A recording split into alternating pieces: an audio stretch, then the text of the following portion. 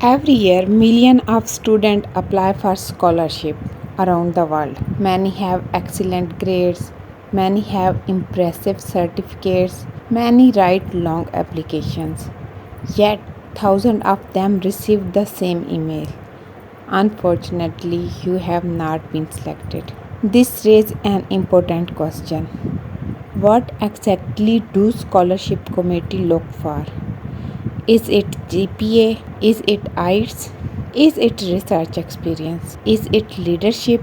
Or is there some secret formula that scholarship winner know?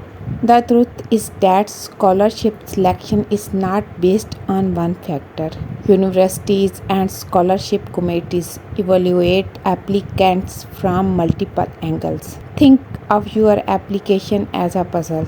If one piece is missing, your chance decrease. If all pieces fit together, your chance increase significantly. In this video, we will break down the scholarship selection formula and discuss the 7 major components that determine whether you get selected or rejected. By the end of this video, you will know exactly where you stand and what areas you need to improve. Let's begin. The biggest myth among students is I need a perfect GPA to win a scholarship. This is not completely true. A strong GPA helps, but GPA alone does not guarantee selection. Every year, students with excellent grade get rejected. At the same time, students with average grade receive fully funded scholarship. Why? Because scholarship committee evaluate the entire profile.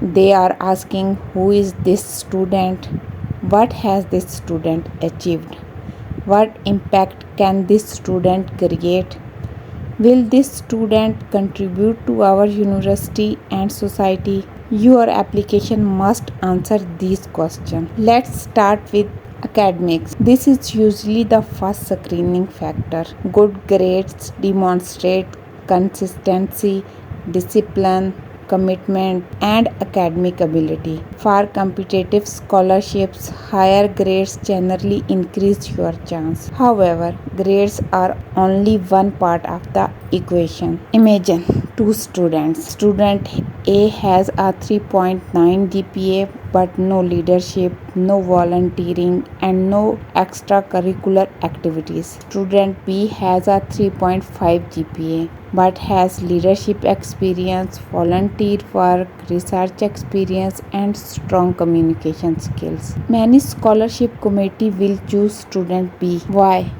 Because universities are investing in future leaders, not just exam takers. Therefore, maintain the best GPA possible, but do not ignore other areas. If we talk about the second component, that is a strong CV. Your CV is your personal marketing documents. It tells universities who you are, what you have done, what skills you possess, and what achievements you have accomplished. A strong scholarship CV usually include education, skills, certifications, leadership activities, volunteer experience, research work, achievements, language proficiency, and professional experience. Remember, a strong CV is not a long CV. A strong CV is a focused CV. Quality always beat quantity. If we talk about the component third, that is SOPs, means statement of purpose. Many scholarship winners says that their SOPs was one of the strongest part of their application. Why? Because this is where universities hear your voice. Your SOPs answer questions such as why this degree, why this university, why this country, why are you the right candidate, and what are your future goals. A weak SOP sounds generic. A strong SOP tells a compelling story. It connects your past, your present, and your future into one clear vision. Many students spend years building their profile, but only a few hours writing their SOPs. This is a huge mistake. Your SOP deserves serious attention. Let's talk about the component 4. that is leadership experience. Scholarship are investments. University want future leaders. Leadership does not mean holding a fancy title. Leadership means taking initiative. Examples include organizing events, managing projects, running educational pages, leading student organization, launching community initiatives, and coordinating teams. Even small leadership experience can make a significant difference. Leadership demonstrates confidence, responsibility, and problem solving ability. These are qualities university values highly. Now let's talk about the component fifth, and that is volunteer work and social impact. One question scholarship committee often asks is, does this student care about society? Volunteer activities help answer that question. Examples include teaching underprivileged students, community service, NGO participation, awareness campaign, educational outreach, and social projects. Volunteer work demonstrates empathy, responsibility, commitment, and community engagement. Scholarship provider often prefer students who create positive change around them. Component 6, that is research experience. This section becomes especially important for masters and PhD applicants. Research experience show curiosity, critical thinking, academic maturity, and problem solving ability. Research experience may include research project, thesis work, publication, research assistantship, conference presentation, and academic papers. Students who understand research often stand out in competitive scholarship pools. For PhD scholarship, research experience can become one of the most important factors. Now let's talk about the component 7, that is English language proficiency. For international scholarship, communication matters.